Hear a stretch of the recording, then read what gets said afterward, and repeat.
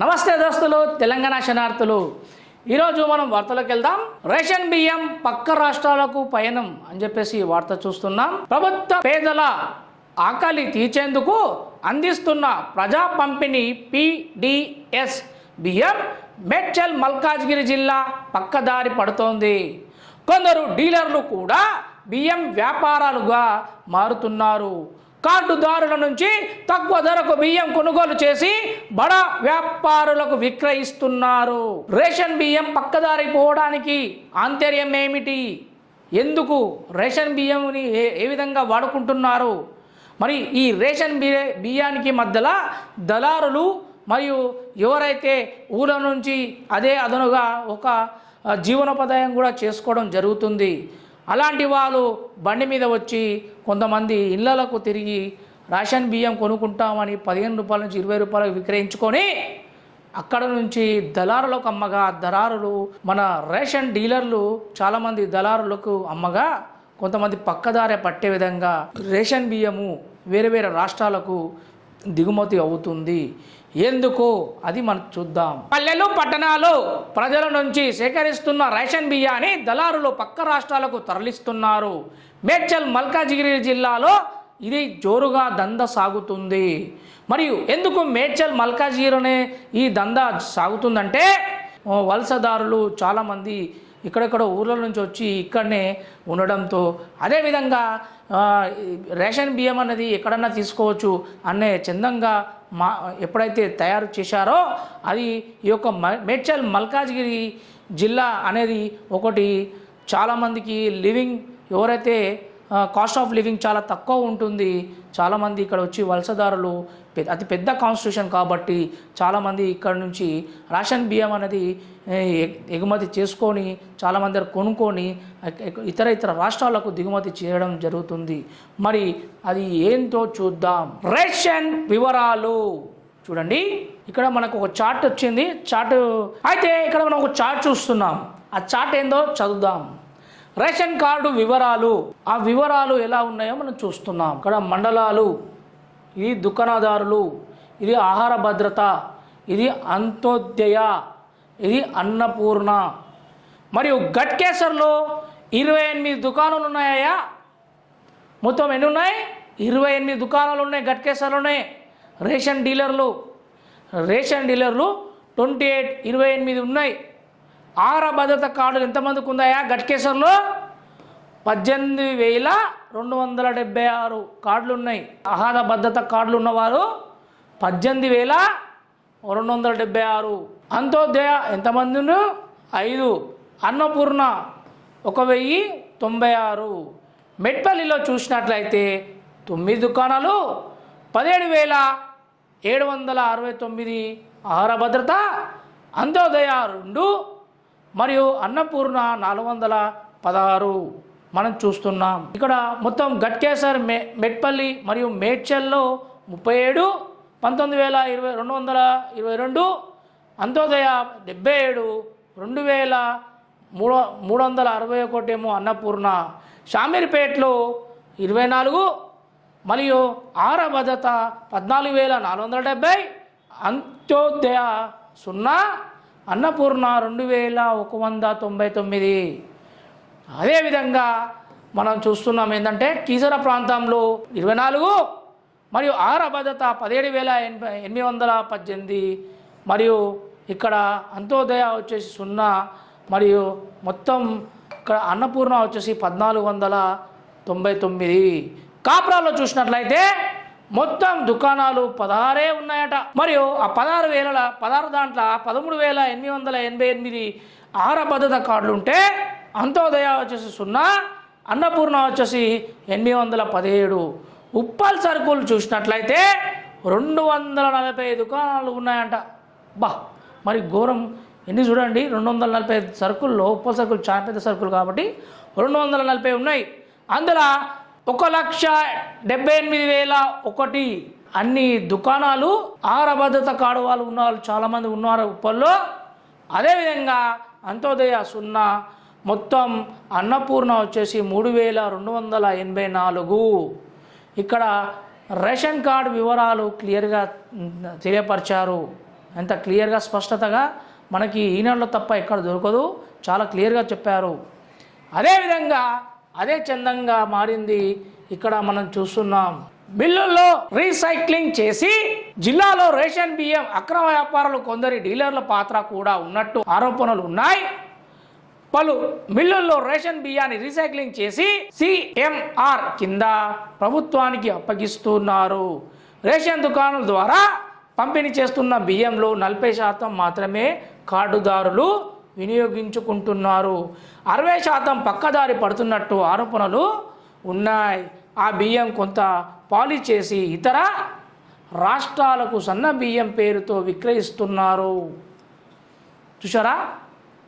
అంటే ఈ సన్న బియ్యాన్ని, ఈ దొడ్డు బియ్యాన్ని ఏం చేస్తున్నారంటే మిల్లర్లకు పంపించి మళ్ళీ పక్కదారి నుంచి ప్రభుత్వానికి పంపించి అక్కడి నుంచి మరియు సన్న బియ్యంగా మార్చి పక్క రాష్ట్రాలకు అమ్మి సొమ్ము చేసుకున్న పోయిన మనం చూస్తున్నాం. అందులో కొంత భాగం ప్రభుత్వానికి అయితే కొంత భాగం మధ్యలో డీలర్లు. మొత్తం బియ్యం 40% మాత్రమే వినియోగదారులు వినియోగిస్తున్నారు.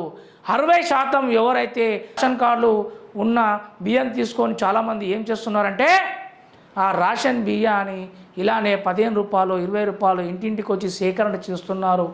అలాంటి ఈ సేకరణ చేసి అమ్మి సొమ్ము చేసుకున్న వాళ్ళు పెద్ద డీసీఎంలో వేసుకొని ఆ డీసీఎం నుంచి చాలామంది అక్కడి నుంచి వేరే రాష్ట్రాలకు ఇతర రాష్ట్రాలకు దిగుమతి చేస్తున్నారు. అందులో కొంత భాగం మనం చూసాం. మొన్నటికి మొన్న ఒక పెద్ద కొన్ని క్వింటాలు, ఒక 15-20 క్వింటాల దాకా బియ్యాన్ని పట్టుకున్నది మనం చూసాం. అలాంటి దొంగతనంగా మళ్లించడం మనం చాలా చూస్తున్నాం. ఇంకోటి, పలుమార్లు బియ్యం తరలిస్తున్న పట్టుబడిన వాహనాల యజమానులపై పీడీ కేసులు నమోదు చేసే అవకాశం ఉండడంతో వ్యాపారులు తమ పేర్లపై వాహనాలు లేకుండా జాగ్రత్తలు పడుతున్నారు. అధికారులు పట్టుకున్న బియ్యం తమవి కాదంటూ వాదిస్తున్నారు. దీంతో బియ్యం దందా జోరుగా అడ్డుకట్టు పడడం లేదు. చూసారా? ఈ బియ్యం అనేది బియ్యానికి పోలీసు వాళ్ళు ఎంత కష్టపడి ఎంత పట్టుకున్నా కూడా ఆ వాహనాలు వాళ్ళ పేరు మీద లేకుండా ఆ వాహనాలకి చాకచక్యంగా వాళ్ళు వివరించి ఆ యొక్క డీలర్లు ఎవరైతే ఉన్నారో వాళ్ళు ఎలాంటి కేసు కాకుండా వాళ్ళ మీద పీడీ యాక్ట్ కేసు పడకుండా ఇలాంటి జోరుగా అమ్మి సొమ్ము చేసుకున్న పోయిన మన ఇక్కడ ఉన్న మేడ్చల్ మల్కాజ్గిరి తప్ప ఇంకెక్కడ లేదు. చాలా జోరుగా సాగుతున్నాయట. మరి ఇలాంటి వారికి మరి ప్రభుత్వం ఎలాంటి సమాధానం చెప్తుందో చూడాలి. మరి చెక్ పెట్టేది ఇంకెన్నడు, ఎన్నిసార్లు పట్టుకున్నా కూడా అక్రమదారులు అక్రమ రవాణా పంపిణీదారులకు పంపించడం, ఇతర రాష్ట్రాలకు అమ్మి సొమ్ము చేసుకోవడం మనం గమనిస్తున్నాం.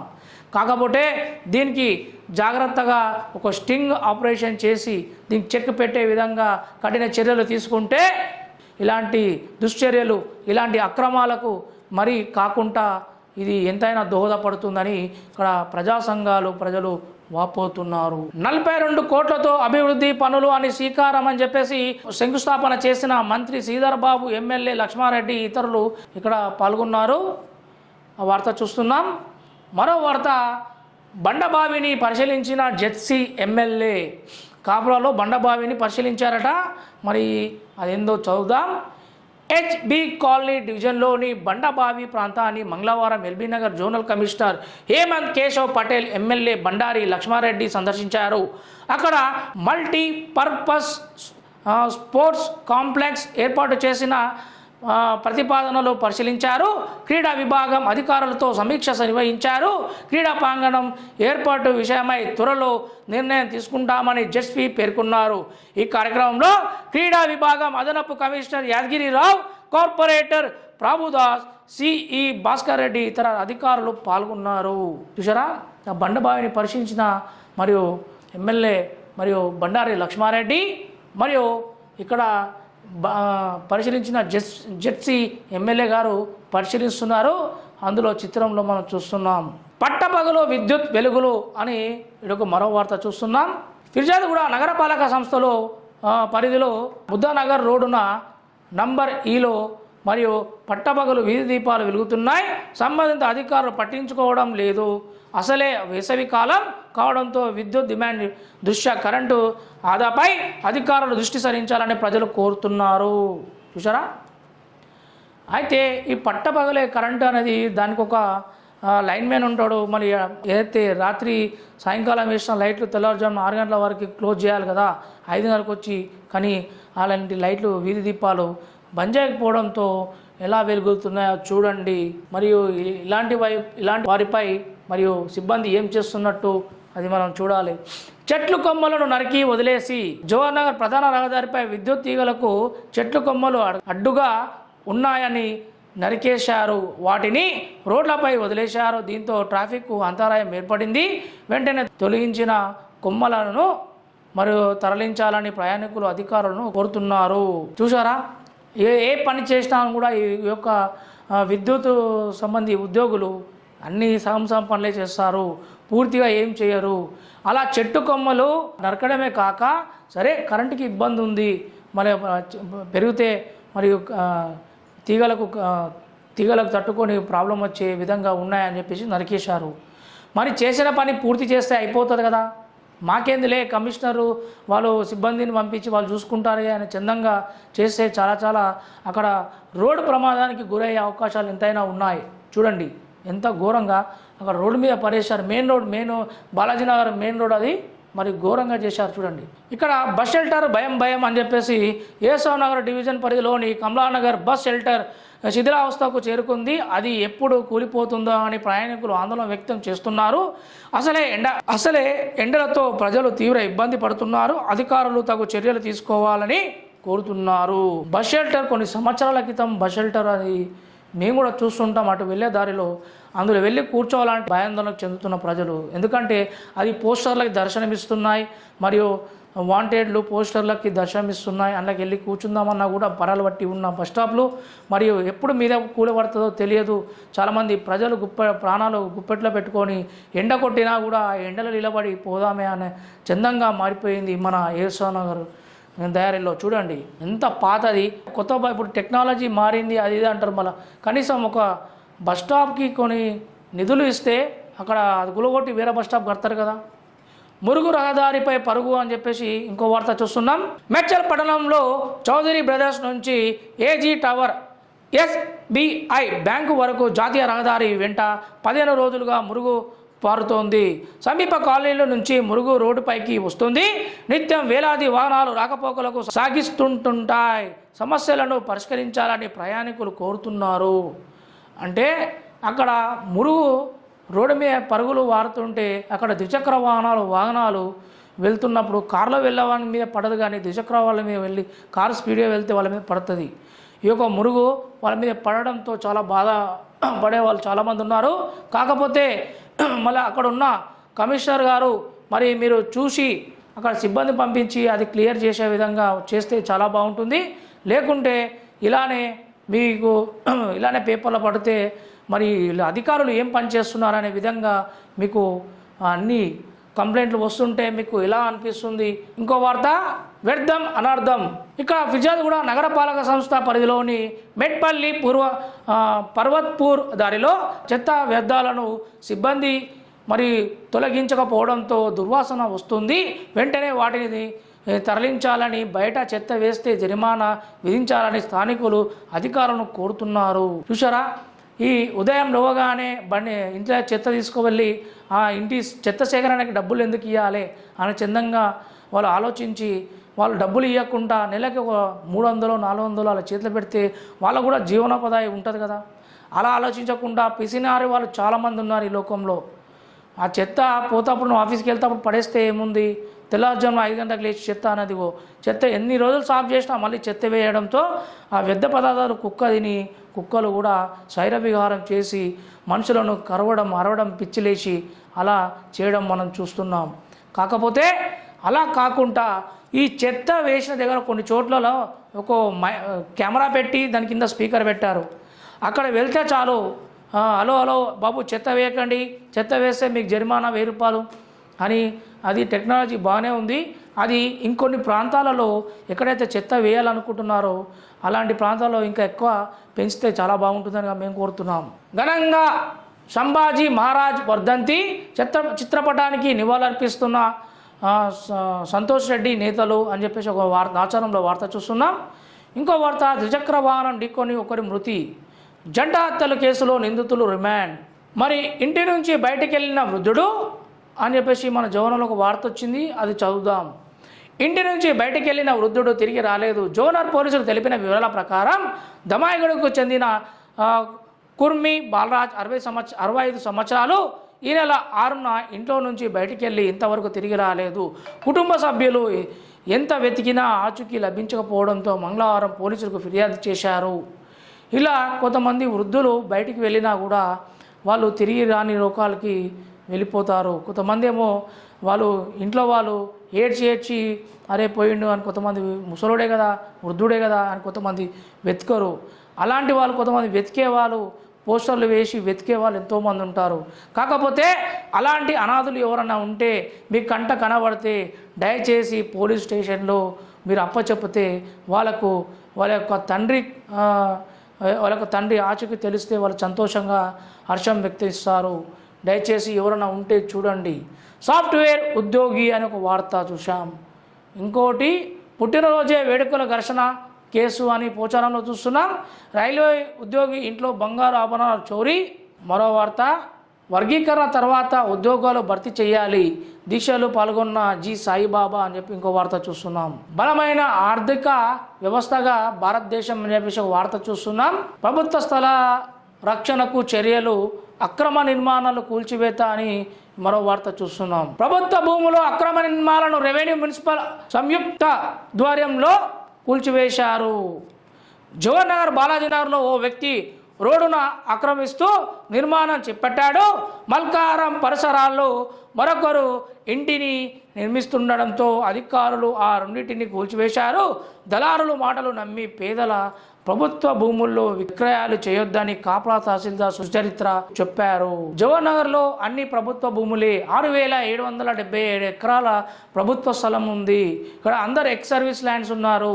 చాలామంది ఎక్స్ సర్వీస్ ల్యాండ్స్ వాళ్ళ మిలిటరీలో వారు రిటైర్ అయిన తర్వాత ఈ యొక్క ప్రభుత్వ భూములు 5 ఎకరాలు వాళ్ళకి ఇస్తే వాళ్ళు ఉండమని, వాళ్ళు ఫామ్ హౌస్ కట్టుకొని ఉండమని ఇస్తే వాళ్ళు ఏం చేశారంటే మేము ఇక్కడ ఉండలేము మొర్రో అని చెప్పేసి వాళ్ళు ఉండేది నార్త్ ఇండియన్స్, నార్త్ సైడ్ వెళ్ళిపోతారు. ఇక్కడ దళారులకు అమ్మి అది ఎంతో అంత వచ్చి అమ్మేసి వాళ్ళు వెళ్ళిపోవడం. కొంతమంది అయితే ఉన్నది కదా అని చెప్పేసి కొంతమంది అదే ఊహలో బతికేస్తున్నారు. కాకపోతే ఇక్కడ ఉన్న కబ్జాదారులు కన్నుసందుల్లో ఈ యొక్క భూ కబ్జాదారులు భూమిని కబ్జా చేసి అమాయక ప్రజలకు అమ్మి సొమ్ము చేసుకుంటున్న వైనం. అదే 5 ఎకరాలలో 60 నుంచి 80 గజాల ప్లాట్లు అమ్మడంతో చాలామంది ఇక్కడ ఉన్నాళ్ళు ఇక్కడ భూ కబ్జాదారులు కోట్లకు పడగెత్తుతున్నారు. ఈ అక్రమదారులు అవే డబ్బులు కొంతమంది అధికారులకు బల కింద చేపెడితే వాళ్ళకు చూసి చూడనట్టు వివరించడం చాలా మనం గమనించాం.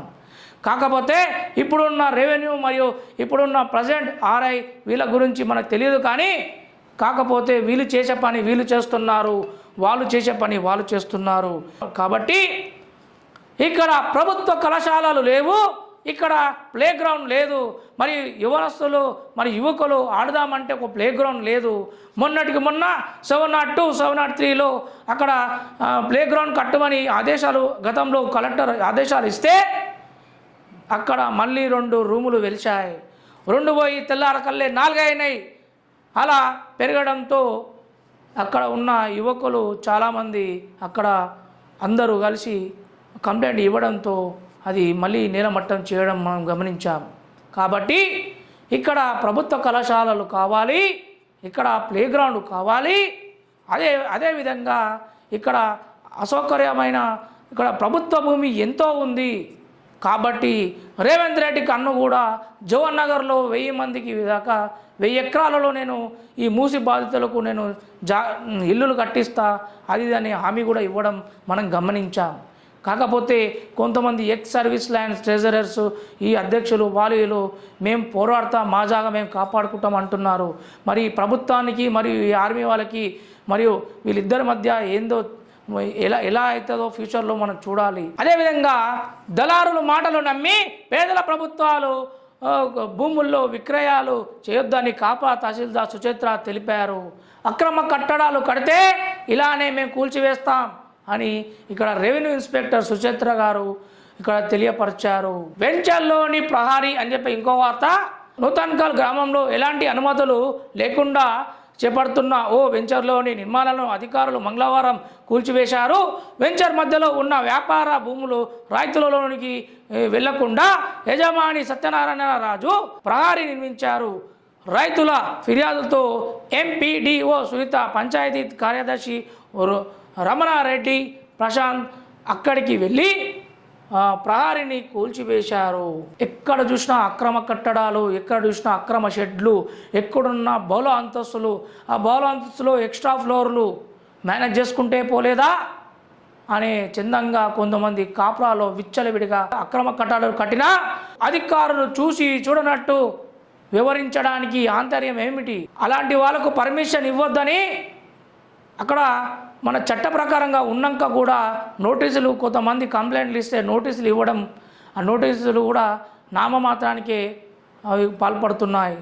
కాకపోతే కట్టటోడు కడుతూనే ఉన్నాడు. ఈ బోర్లు కూడా 4.5 వేయాల్సిన బోర్లు 6.5 వాల్టా చట్ట ప్రకారంగా విరుద్ధంగా ఉన్నా కూడా వాళ్ళు విచ్చలవిడిగా బోర్లు వేసి మరియు ఈ యొక్క వాల్టా చట్టానికే విరుద్ధంగా వాళ్ళు తుంగలో తొక్కేయడం మనం చూస్తున్నాం. ఈ ఆర్ఐని, ఈ ఎంఆర్ఓని మేనేజ్ చేసుకుంటే సరిపోతుంది, మిగతా వారు ఎటుపోతే పోనీ అని చెప్పే చందంగా మారడం మనం చూస్తున్నాం రోజు. కాకపోతే చుట్టుపక్కల ఉన్న పరిసర ప్రాంతాల్లో 6.5 అగ్రికల్చరల్ బోరు, ఇది ఈ అగ్రికల్చర్లో మాత్రమే వేయాలి. వాల్టా చట్టానికి విరుద్ధంగా 4.5 బోరు వేస్తే అది 300 కాదు, 400, 500 అయినా కూడా వాటర్ వచ్చే అవకాశాలు ఎంతైనా ఉంది. కానీ పిల్లి కన్ను మూసుకొని పాలు తాగినట్టు వాళ్ళు 6.5 బోరు వేసి చుట్టుపక్కల ఉన్న 300, 200, 400 మీటర్లో ఉన్న వాళ్ళ భూగర్భ జలాలు మొత్తం ఎండిపోవడం మనం గమనిస్తున్నాం. ఇప్పటికైనా అధికారులు స్పందించాలని కోరుతున్నాం. ఇంటి పన్ను బకాయిలు చెల్లించండి అని జవహర్ నగర్లో వార్త చూస్తున్నాం. ఇంటి పన్ను బకాయిలను సకాలంలో చెల్లించి అభివృద్ధికి సహకరించాలని జవహర్ నగర్ మున్సిపల్ కమిషనర్ వసంత తెలిపారు. ప్రస్తుత ఆర్థిక సంవత్సర 2024 నుంచి 25 పాటు మరియు గత బకాయిలను మార్చి 31 లోపు చెల్లించాలని తెలిపారు. పట్టణ ప్రజలు ఆన్లైన్లో లేదా మున్సిపల్ సిబ్బంది పన్నులు చెల్లించవచ్చని చెప్పారు. అంటే ఆన్లైన్లో కానీ మున్సిపల్ ఆఫీస్కి వచ్చి చెల్లిస్తే సరిపోతుంది. ఇలా బకాయిలు కట్టని వేడల చాలా ప్రాబ్లం అవుతుందని అక్కడ మేడం హెచ్చరిస్తున్నారు, వసంత మేడం గారు. దయచేసి ఎవరైతే ఈ ఇంటి పన్ను కట్టని వేడల మీరు వెళ్ళి త్వరనే ఆన్లైన్లో అర్జీ పెట్టుకోండి, లేదంటే మున్సిపల్ ఆఫీస్కి వెళ్ళి కట్టేస్తే మీకు అది ఒక బర్డన్గా మారదు కదా అని మేము కూడా కోరుతున్నాం. అయితే మనం చూసేది ఏంటంటే మన జవహర్ లోకల్ వార్తలు చూస్తున్నాం. అక్రమ నిర్మాణాలలో కూల్చివేత అని మనం ఇంతకుముందుగా వార్త చదివాం. ఎక్కడైతే అక్రమ నిర్మాణాలు ఉంటాయో అక్కడ కూల్చివేతలు తథ్యం అని గంటాబద్ధంగా ఎంఆర్ఓ మరియు సుచరిత్ర మేడం గారు తెలుపుతున్నారు. అదేవిధంగా జవహర్ నగర్ మున్సిపల్ కార్పొరేషన్ ప్రజలు అక్రమ నిర్మాణాలు నిర్మిస్తే సహించేదే లేదని, అక్రమ కట్టడాలను ఉపేక్షించేది లేదని కాపుల తహసీల్దార్ సుచరిత్ర హెచ్చరించారు. మంగళవారం జవహర్ నగర్ మున్సిపల్ కార్పొరేషన్ పరిధిలో వివిధ సర్వే నంబర్లు అక్రమంగా వెలిసిన కట్టడాలను రెవెన్యూ అధికారులు పోలీసుల సాయంతో కూల్చివేశారు. కార్యక్రమంలో రెవెన్యూ సిబ్బంది తదితరులు పాల్గొన్నారు. అయితే నిన్నటి రోజున కొన్ని కూల్చివేతలు కూడా జరిగినాయి, మనం కళ్ళారా ఆల్రెడీ చూస్తున్నాం. కాకపోతే ఎక్కడైతే అక్రమ కట్టడాలు వెంచర్లలో రూములు వెలుస్తాయో అది అక్కడ అక్రమ కట్టడాల ప్రభుత్వ స్థలమే కాబట్టి అలాంటి వాళ్ళకు మేము సహించలేదని ఇక్కడ ఎంఆర్ఓ సుచరిత మేడం పేర్కొన్నారు. మరో వార్త, ఎంబీబీఎస్ విద్యార్థులకు చెక్ పంపిణీ అని చెప్పేసి మరో వార్త చూస్తున్నాం. మరో వార్త, దమ్మాయిగూడలో వ్యక్తి అదృశ్యం అని చెప్పేసి మనం ఆల్రెడీ ఈ నెలలో చదివాం. ఈ బాబాయే అతను అదృశ్యమయ్యాడు. మరి గుర్తు తెలిసిన వ్యక్తి ఎవరైతే ఇతను గుర్తిస్తారో వీరు అతన్ని పట్టుకొని వెళ్ళి పోలీస్ స్టేషన్లో అప్పచెప్తే వాళ్ళు కూడా చాలా సంతోషపడతారు. ఇతను మరి ఏ పరిస్థితుల్లో వెళ్ళాడో మరియు మతిసిమ్మతం లేని పరిస్థితులు వెళ్ళాడో తెలియదు. మరియు ఇతను చూస్తే వయసు 55 సంవత్సరాల లోపుగా ఉంది అని అంటున్నారు. మరి ఇతని బాలాజీ అనే వ్యక్తిని మీరు చూసి గుర్తించి అతని పేరు, ఇంటి పేరు తెలుసుకొని మీరు పోలీస్ స్టేషన్లో అప్పగిస్తే చాలా బాగుంటుందని మేము కోరుతున్నాం. ఇక్కడ ఇంటి పన్ను చెల్లించి అభివృద్ధికి సహకరించండి అని ఇంతకుముందు మనం చదివాం. మేడం వసంతి గారు ఏమంటున్నారంటే ఇంటి పన్నులు చెల్లించి ప్రజలకు అభివృద్ధి సహకరించాలని, మొండి బకాయిలను వదిలి పెట్టుబోమని మున్సిపల్ యాక్ట్ ప్రకారం చర్యలు తీసుకుంటామని కమిషనర్ ఎన్ వసంతి మంగళవారం ఒక ప్రకటనలో తెలిపారు. ఆస్తి పన్నులను మీద ఇంటి వచ్చే సిబ్బందితో కానీ ఆన్లైన్లో కానీ చెల్లించి రసీదు పొందాలని సూచించారు. 2024-25 సంవత్సరాలుగా జవహర్ నగర్ ప్రజలు ఇంటి పన్నులను ఈ నెల 31 వరకు చెల్లించాలని, పన్నులు కట్టని ఇళ్లకు రెడ్ నోటీసులు జారీ చేస్తామని హెచ్చరించారు. ఎవరైతే ఇంటి పన్ను బకాయిలను కట్టకుండా వాళ్ళు ఏమైతుందిలే అని మీరు ఇట్లానే కాలర్ ఎగిరేస్తే మేడం ఏం చేస్తుంది, అక్కడ క్లియర్గా ఏం చెప్పిందో చూడండి. రెడ్ నోటీసులు జారీ చేస్తామని హెచ్చరించింది. మున్సిపల్ చట్ట ప్రకారం రెడ్ నోటీసులు జారీ చేస్తారంట. జాగ్రత్త ఉండండి, తస్మాత్ జాగ్రత్త ఉండండి. మీరు ఇలాంటి ఇంటి పనులు కట్టకపోతే ఇంటికి వచ్చి ఆన్లైన్లో వాళ్ళే చేస్తారంట. లేకుంటే మీరు మీ సేవలకి వెళ్ళి కట్టండి, లేదంటే మున్సిపల్కి వెళ్ళి కట్టండి అని హెచ్చరించారు. వివాహానికి అడ్డం వస్తున్నారనే అంతమొందించారు. ఇక్కడ ఒక వార్త చూస్తున్నాం. PUDతో కలిసి అక్కను రోకల బండతో బాది తల్లిని చీరతో మెడకు బిగించి ఊపిరాడకుండా చేసి కారణంగా చెప్పిన వైనం జంట హత్యల కేసులో విస్తుపోయేలా నిందితులను అరెస్ట్ చేసి రిమాండ్కు తరలించిన జవహర్ నగర్ పోలీసులు. వీళ్ళిద్దరూ A1 A2గా ఉన్నారు. Jawahar Nagar April Lalaguda police station పరిధిలో జంట హత్యల కేసులో నగరంలో సంచలనం సృష్టించాయి. విషయం విదితమే. ప్రేయసి దక్కదనే అక్కసుతో ప్రియురాలు అక్క తల్లిని చంపేస్తే పెళ్లికి అడ్డుండదని భావించి లాలాగూడలో అక్క జ్ఞానేశ్వర్ 45 సంవత్సరాలు రోకల బండతో కొట్టి చంపేసి సమీపంలో మురుగు కాలువలలో పడేయగా తల్లి సుశీల 6% చీరతో మెడకు బిగించి ఊపిరాడకుండా చేసి క్రూరంగా చంపిన నిందితులను జవహర్ పోలీస్ స్టేషన్లో అరెస్ట్ చేసి సోమవారం రిమాండ్కు తరలించారు. జవహర్ SHO సైదయ్య తెలిపిన వివరాల ప్రకారం జవహర్ పోలీస్ స్టేషన్ పరిధిలో యాప్రాల్లో నివసించే ఉడుగుల సుశీల 60 సంవత్సరాలు, ముగ్గురు కూతుళ్ళు జ్ఞానేశ్వర్ 45 సంవత్సరాలు, లక్ష్మి 40 సంవత్సరాలు, ఉమామహేశ్వర్ 30 సంవత్సరాలు, కుమారుడు శివ 37 సంవత్సరాలతో కలిసి నివసిస్తున్నారు. భర్త మరణించడంతో కారుణ్య నియామకంగా రెండో కూతురు లక్ష్మికి రైల్వే ఉద్యోగం రావడంతో అక్క జ్ఞానేశ్వర్తో కలిసి లాలగూడ రైల్వే క్వార్టర్స్లో ఉంటున్నారన్నారు. అరవింద్ కుమార్ గుప్తా మేస్త్రి మరి పనులు చేసుకుంటూ AS రావు నగర్ JK కాలనీలో నివసిస్తుండేవాడు. సుశీల కుటుంబం యాప్రాల్లో ఇల్లు నిర్మించే క్రమంలో అరవింద్ కుమార్ గుప్తా పరిచయం అయ్యాడు. పరిచయం కాస్త ప్రేమగా మారి లక్ష్మితో సహజం చేస్తుండేవాడు.